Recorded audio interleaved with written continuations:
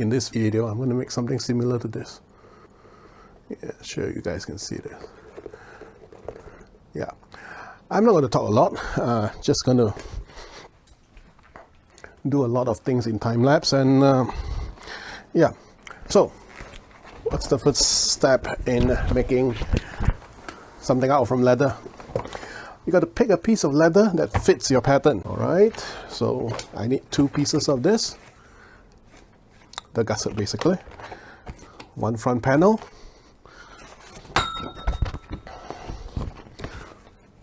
the back panel, which is huge. Ooh, okay, and 2 pieces of this.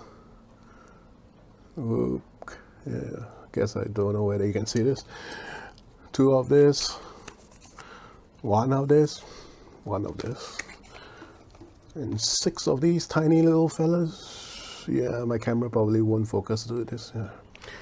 Anyway, so this is all the dark brown leather I've got left. So this is gonna have to fit only 2 pieces.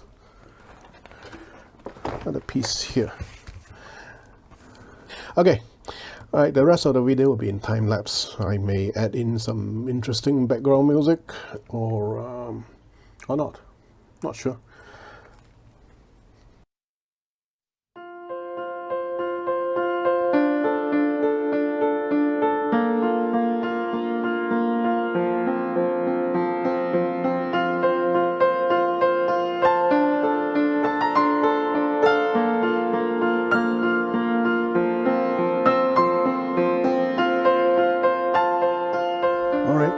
Before I continue, the next part is actually to cut the leather.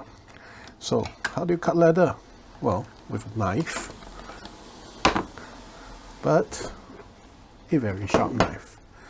So you got to do some stropping first.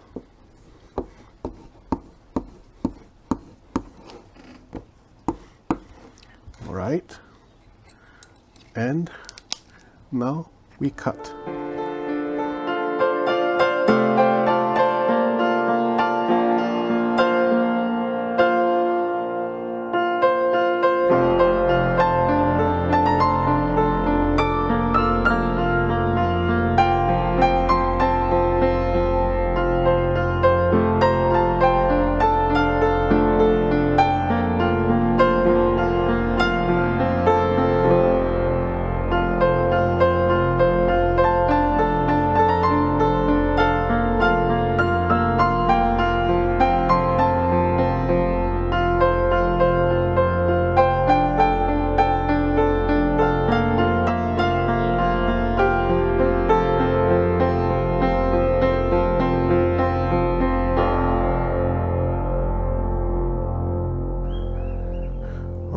You guys must be thinking, wow, that's a hell of a lot of cutting.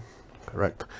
Well, these here are some of the material I'm going to use for the straps and the damn, I forgot the term for it. The folded corners, the whatever. Anyway, I'm going to need more of these, so I'm going to have to cut more. And yeah, so I'll probably need another 1.3 meters of this, and this is what I'm going to continue to do. And you may be thinking, oh, the color looks rubbish, right? Okay, that's what you're going to see next. I have to dye all of this, every single piece. Okay, let's continue.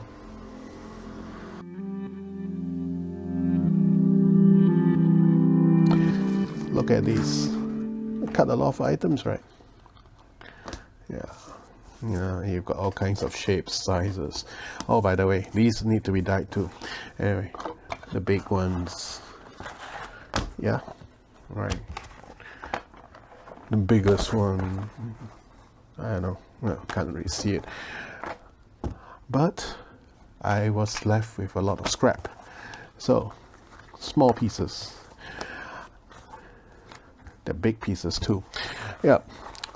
Leather crafting is rather wasteful to material. I do not know how much waste it is, but it could be 20%, 30%. Yeah. Anyway, just thought I'd share that.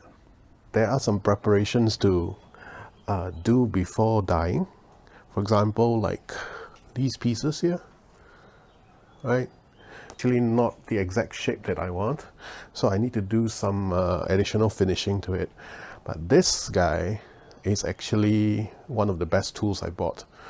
It's also one of the most expensive. Anyway, it helps me do set rivets and all that.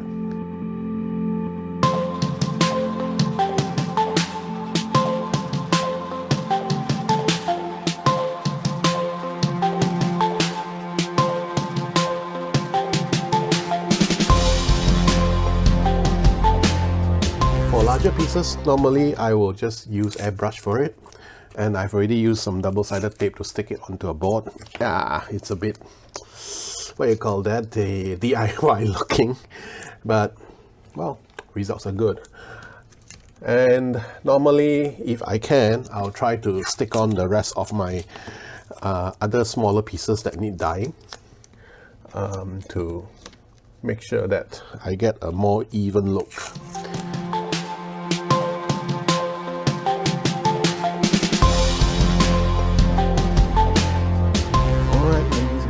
The most important thing before you dye is wear some gloves. You see what happened to my fingers after I've done the airbrushing without remembering my gloves. So let's do the gloves.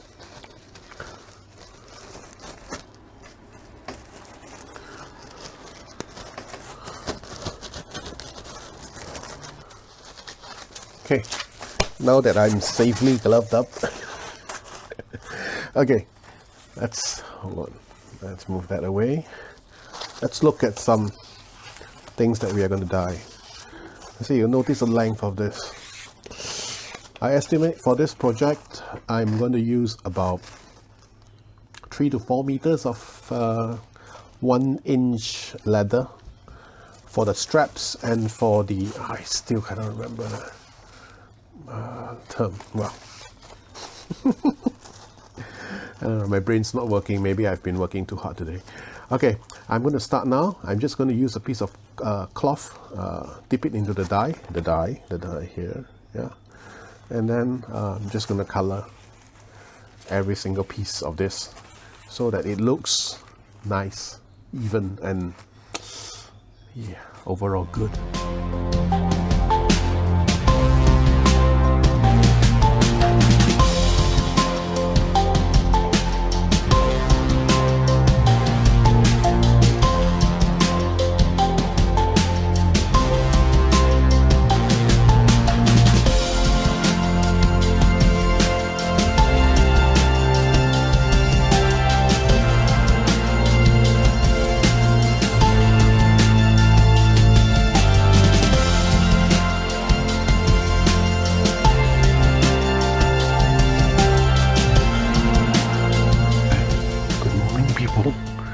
I've got to whisper because it's very early in the morning. Yep. Okay. What happened is last night we finished dyeing the leather, and I'm going to show you how it looks like now. Okay. See, these are all done. The small ones. Yeah. Not sure how they will show. It's a little dark. Yeah, should be better now. Here. Yeah. Yeah. Sorry about the white balance and stuff. Just too lazy to pull out any other things. Okay. Today we are going to apply what I call neat food oil. Let's see, let me get it out. This will help to make sure that the dyed leather is moisturized, feels good, and lasts a long time. Because what happens is that after you've dyed, especially for water-based or alcohol-based dye, some of the oils of the leather would be gone. And yeah, this is basically just to put some of the oil back. Yeah, sorry, my mind's not working really well today. Well, still very early in the morning. Okay, now cue the time lapse.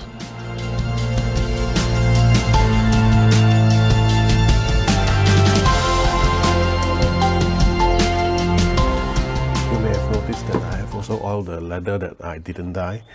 It's just to add a bit of oil onto it. Leather is a bit like a sponge, well, weak sponge. So especially a vegetable tan leather, basically, they will still absorb water as well as oil until they are finished. And let's see if I can show you this on the camera.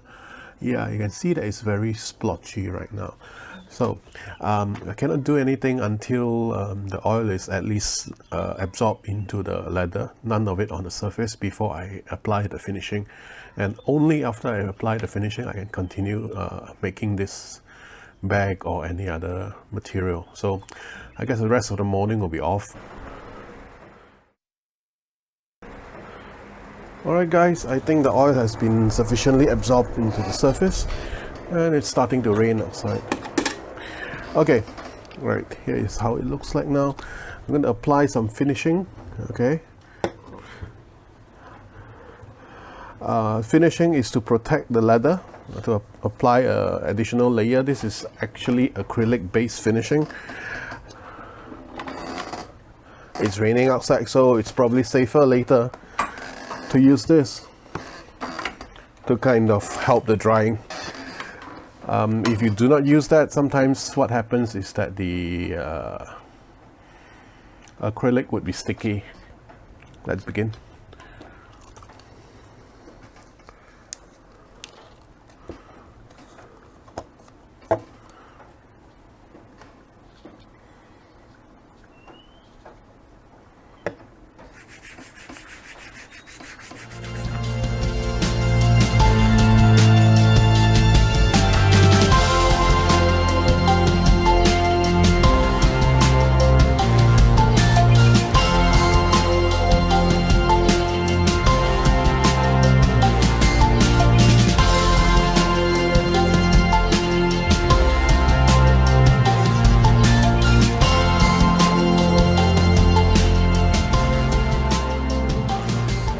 Alright guys, I'm nearly done with the finishing.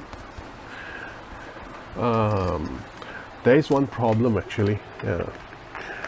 I stopped doing the finishing for some of the straps because I found that the color for these don't look very good. Well, not good enough yet. So what I'm going to do is I'll have to go back, re-dye, well, do some additional dyeing, and then I will proceed from there. The next part involves some pre-assembly for certain parts, like these. For connecting the D-rings require a little bit of reinforcement, and this is basically a sandwich that I have to assemble first before I can continue. And the reinforcement is actually using polyester so that it's non-stretchable. Let's go.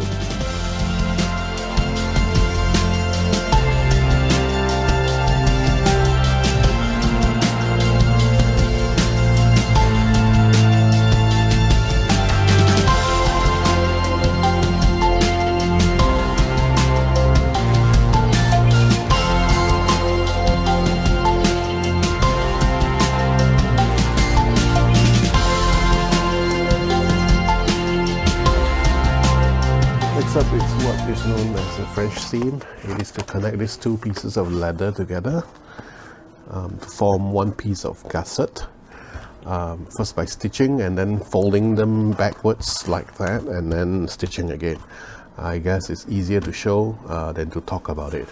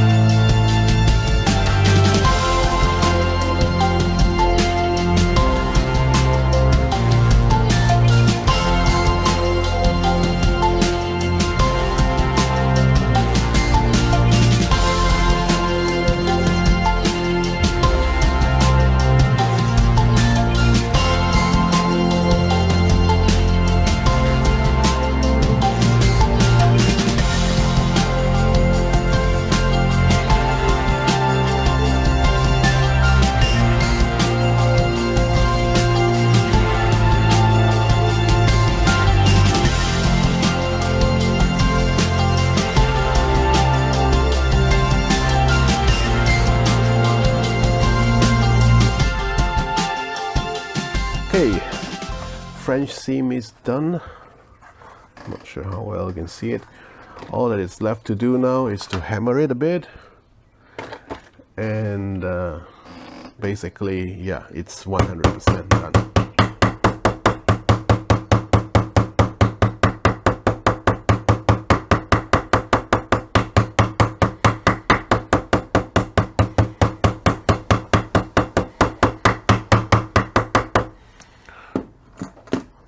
In case if any of you are wondering, the hammering is actually to close up the stitching holes and to basically tidy up the stitch a bit.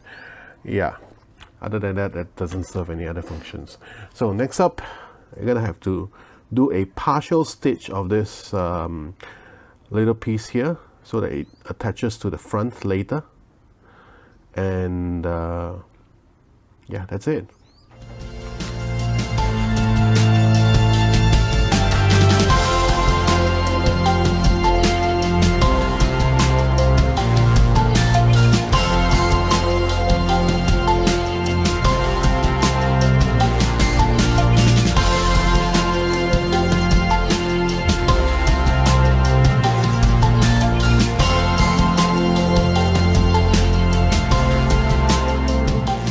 Stitching is done.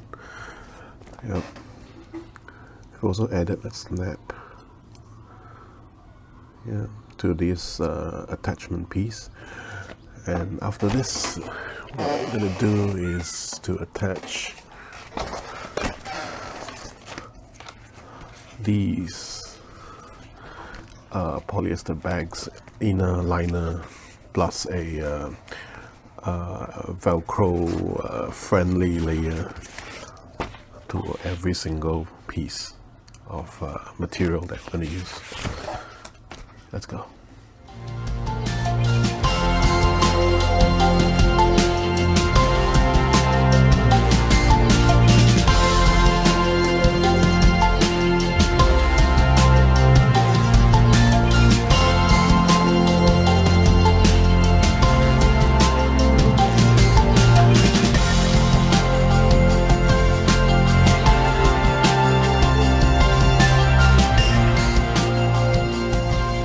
Next, we're going to have to trim up all these excess bits and attach all the, well, accessories to these parts before continuing. Yeah, there are lots of them. Okay. What happened is that when I was trimming, I found that I made a mistake and I forgot to put in the hardware first before I stuck these on. So I had to tear all these out. Didn't shoot that in camera. Anyway, it looks like it will be possible to put this all back in place as if nothing has happened once it's done. So, well, let's get started on that.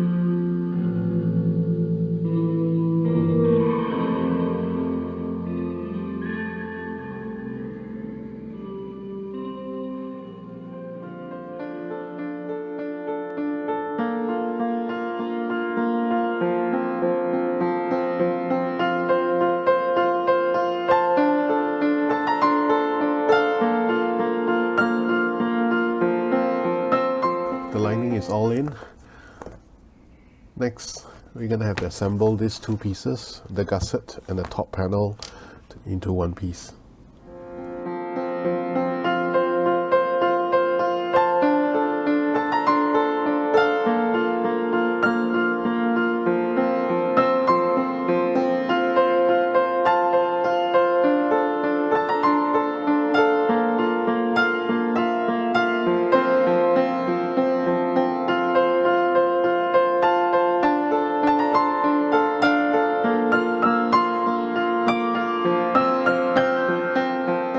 See,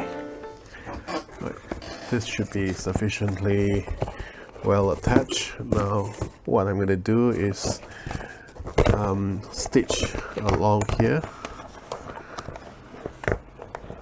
to secure the front half of the bag.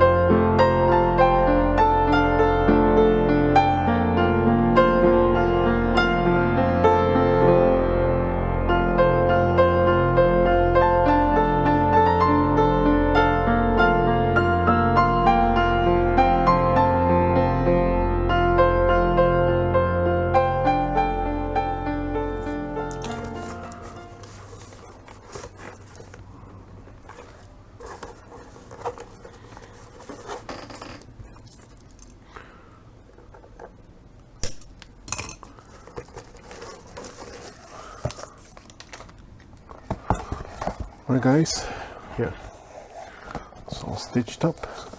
So next part is actually one of the most exciting parts about making a bag, turning them inside out. So let's see if I can get this done in one take. Difficulty with turning a bag inside out is that the bag doesn't want to be turned inside out, obviously. So yeah, harder the material, well, thicker the material, more difficult it is. And this material, this bag that I've made right now has 3 layers of material: leather, polyester,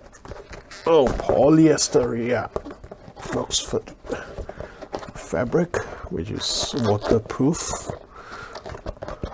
and some Velcro friendly fabric, so that I can stick some padding on it when I need it. Okay, looks like it's turning out pretty good. Yeah, I would say okay. We'll clean up a few bits here and there. All right, let's continue with the next step.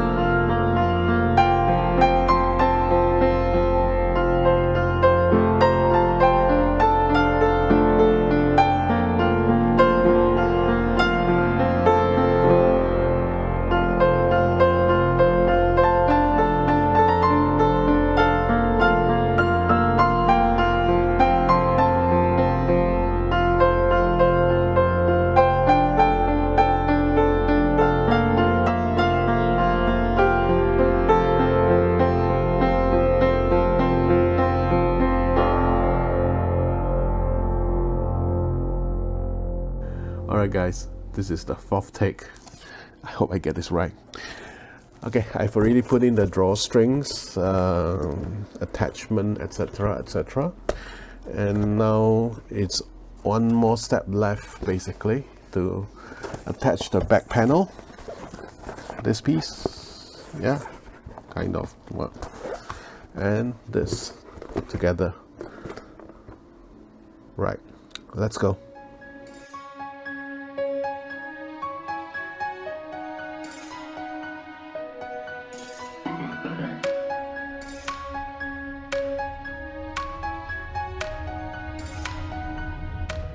Okay, attachment is done. It may seem to be a rather simple thing, but it is quite complicated. I can show you because of these areas, the corners. I don't know whether you can see them properly. They are stress points, so attaching them wasn't that easy, and you can see that it's imperfect, so I have to do some trimming after this. And I will have to leave the glue to set and everything because it's actually quite late before I stitch them tomorrow. But before that, a bit of hammering.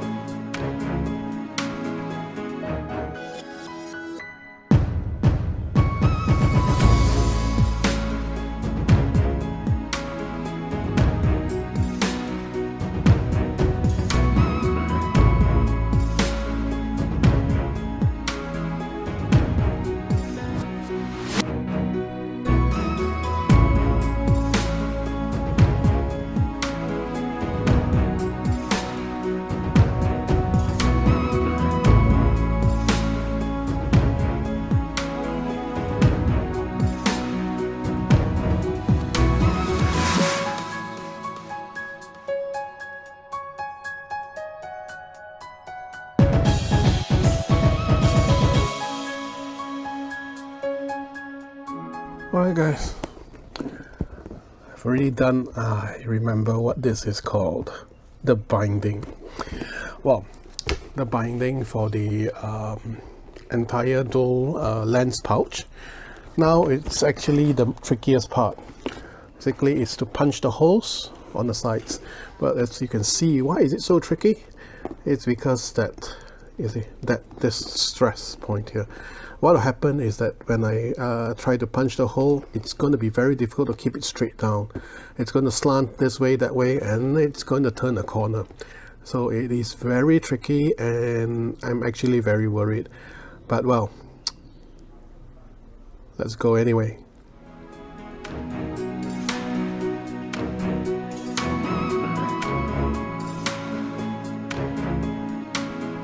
I've done doing the stitching holes for the bag. It turned out to be easier than I expected. I guess it's because this bag has no foam inside, so it's actually much more flexible when I was doing basically making the holes for the stitching. The next step is to stitch the bag up, and then it will be nearly done, except for one small little thing, as you can see here.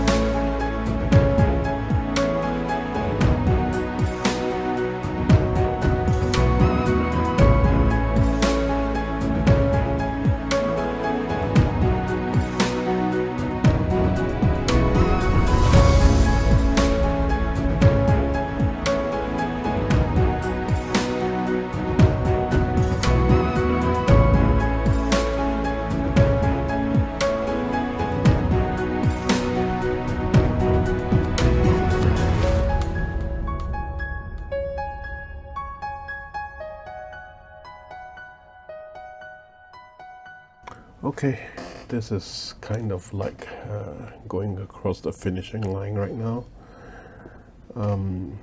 Just gonna pull this through to the front, which I don't know if you can see this. Yeah, doing things on camera is always more difficult. Okay, one more. Okay.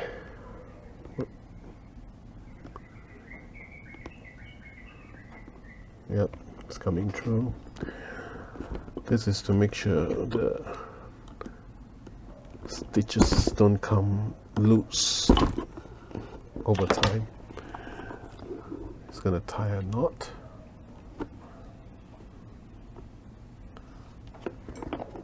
Hide it underneath the binding. Right. Don't think. Not sure if you can see this. Yeah. Okay. I'm gonna cut it.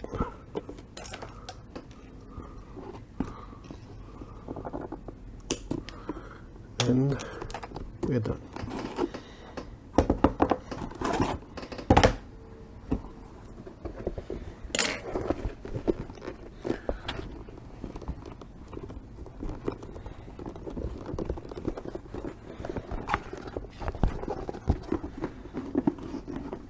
Okay, today's strap day. So what do you need? Some hardware. Alright. Reinforcement for the hardware. Straps themselves.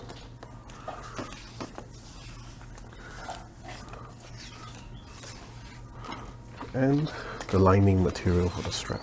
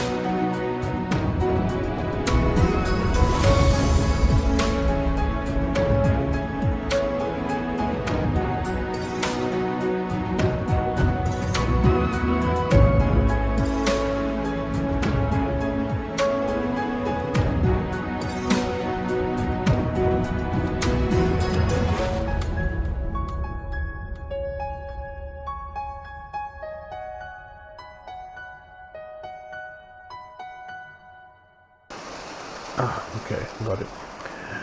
Anyway, this is the last section for the strap, and fun, right? It's getting darker and darker. It was hot as hell earlier, and I am not sure if my mic will pick up. It's actually started raining now. Guess that's Malaysian weather for you. Okay. There we go.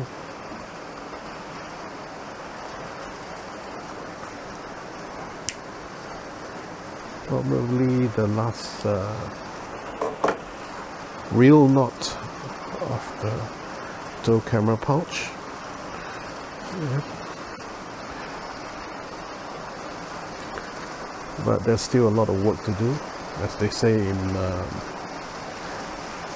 photography. What differentiates a good photo and a great photo are the details. So I've got to clean everything up, kind of give everything a bit of layer of a shine or whatever you call it, and then we'll finally be done. Yeah.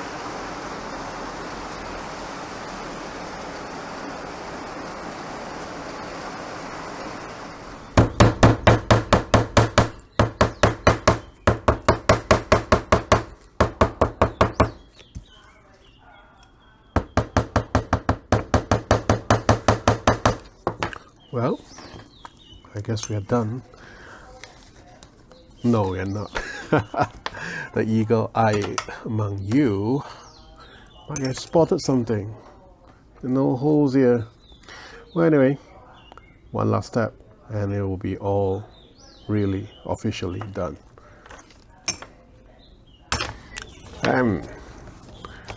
After some editing magic, here we have the holes. So does it fit? Let's see. Oh, yes. Does it fit?